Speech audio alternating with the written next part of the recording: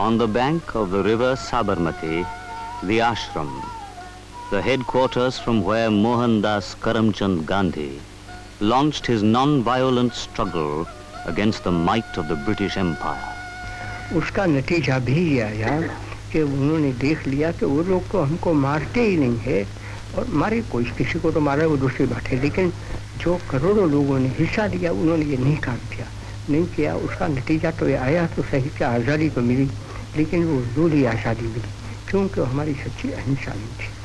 On the evening of the 10th of March 1922, he received the news that Shankar Lal Banka, the publisher of Young India, the weekly which Gandhiji edited, had been arrested in connection with the publication of 3 patriotic articles. At about 10 p.m., he was told that the district superintendent of police was waiting outside the ashram to arrest him. All those living in the ashram collected around him, and they sang Vaishnav Jan, a favorite song of Gandhiji's.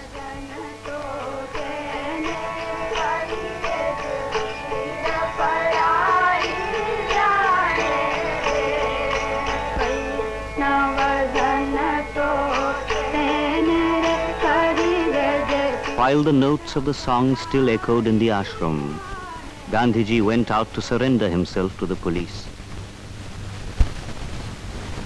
Gandhiji and Banka were taken to the Ahmedabad Central Prison, a journey which to many Indians was a pilgrimage to the Temple of Freedom.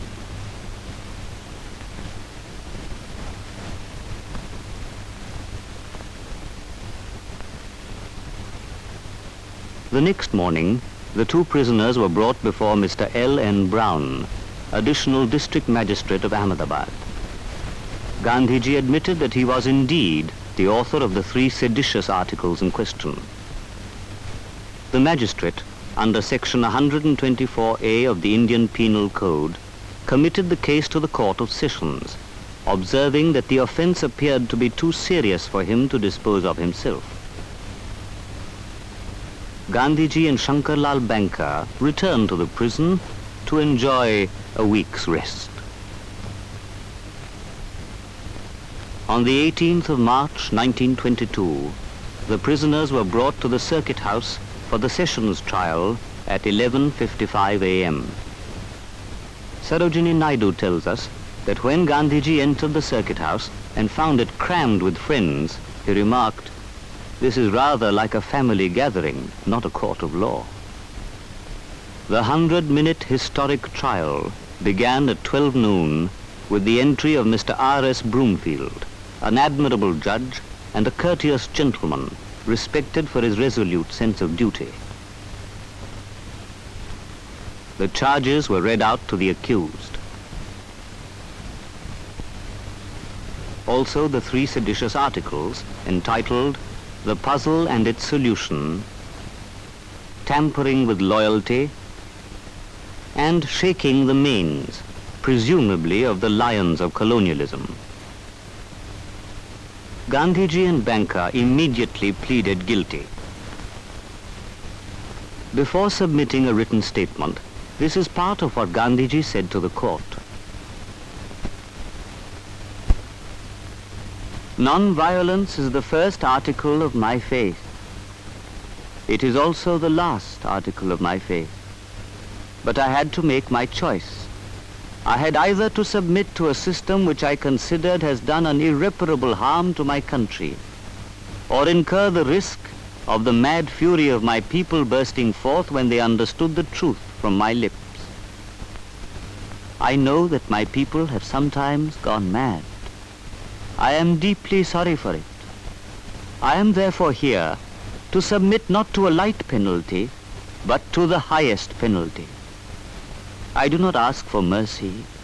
I do not ask for any extenuating act of clemency. I am here to invite and submit to the highest penalty that can be inflicted upon me for what in law is a deliberate crime, and what appears to me to be the highest duty of a citizen." An extract from Gandhiji's written statement makes clear the gentlemanly manner in which he pursued his inflexible demand for freedom. Section 124A, under which I am happily charged, is perhaps the prince among the political sections of the Indian Penal Code designed to suppress the liberty of the citizen. Affection cannot be manufactured or regulated by law. If one has no affection for a person or thing, one should be free to give the fullest expression to his disaffection, so long as he does not contemplate, promote, or incite to violence. But the section under which Mr. Banker and I are charged is one under which mere promotion of disaffection is a crime. I have studied some of the cases tried under it, and I know that some of the most loved of India's patriots have been convicted under it. I consider it a privilege, therefore, to be charged under it. I have endeavored to give in their briefest outline the reasons for my disaffection. I have no personal ill will against any single administrator, much less can I have any disaffection towards the king's person. But I hold it to be a virtue to be disaffected towards a government which in its totality has done more harm to India than any previous system. India is less manly under the British rule than she ever was before. Holding such a belief, I consider it to be a sin to have affection for the system. And it has been a precious privilege for me to be able to write what I have in the various articles tendered in evidence against me. When Gandhiji had had his say, there was a silence in which everyone wondered whether it was the accused who was being tried. Could it be that the British Raj was on trial? Broomfield, a lover of justice and equity beyond the letter of the law, struggled to recall his impartial mask and began to read the judgment in a quiet voice. Mr. Gandhi, you have made my task easy in one way by pleading guilty to the charge. Nevertheless, what remains, namely, the determination of a just sentence, is perhaps as difficult a proposition as a judge in this country could have to face. The law is no respecter of persons. Nevertheless, it will be impossible to ignore the fact that you are in a different category from any person I have ever tried or am likely to have to try. It would be impossible to ignore the fact that in the eyes of millions of your countrymen, you are a great patriot and a great leader. Even those who differ from you in politics look upon you as a man of high ideals and of noble and of even saintly life. I have to deal with you in one character only. It is not my duty, and I do not presume to judge or criticize you in any other character. It is my duty to judge you as a man subject to the law, who by his own admission has broken the law and committed what to an ordinary man must appear to be a grave offense against the state.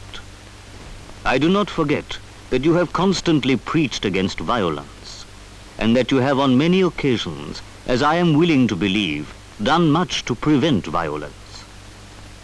But having regard to the nature of your political teaching, and the nature of many of those to whom it was addressed, how you could have continued to believe that violence would not be the inevitable consequence, it passes my capacity to understand.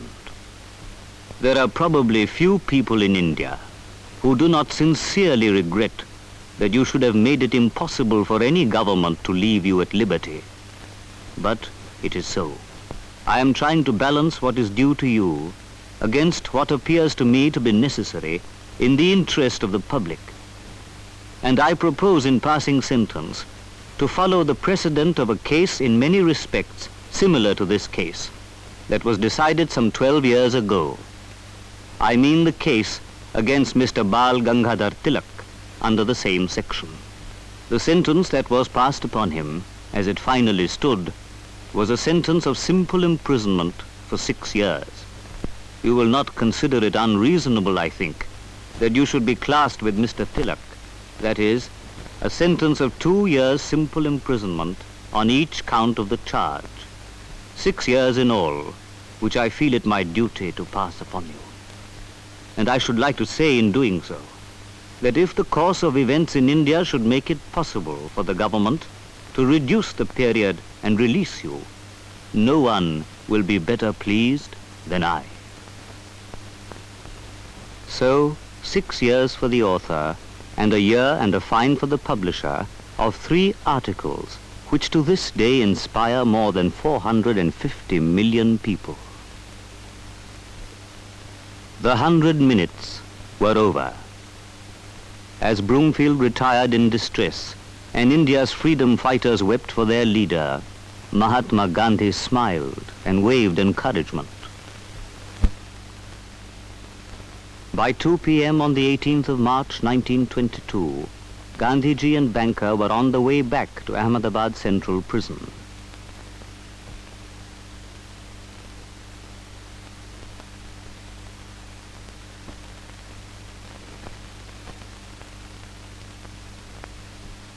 Of the 100 minutes of the trial, and of a frail, serene, indomitable figure in a homespun loincloth, accompanied by his disciple and fellow prisoner, Sarojini Naidu says, "My thoughts sped across the centuries to a different land and a different age, when a similar drama was enacted, and another divine and gentle teacher was crucified for spreading a kindred gospel with a kindred courage.